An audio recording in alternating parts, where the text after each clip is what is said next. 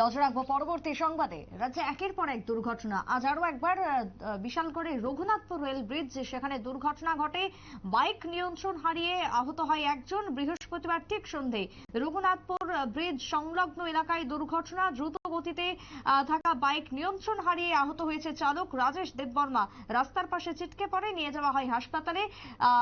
মহকুমা থেকে জিবিতে রেফার করা হয় আহতকে। কি বক্তব্য দমকল কর্মীর, শুনুন।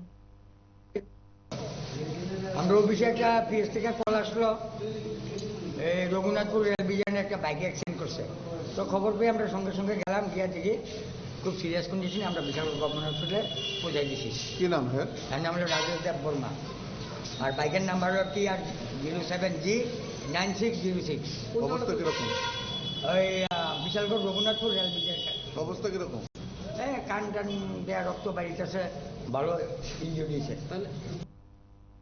দমকল কর্মীর বক্তব্য আপনারা শুনলেন। আহত গুরুতর, একাধিক জায়গাতে রক্তপাত হয় দুর্ঘটনাকে ঘিরে। এখনো পর্যন্ত চিকিৎসাধীন রয়েছেন জিবি হাসপাতালে আহত ব্যক্তি। ছোট্ট একটা বিরতির পর ফিরছি, সঙ্গে থাকুন।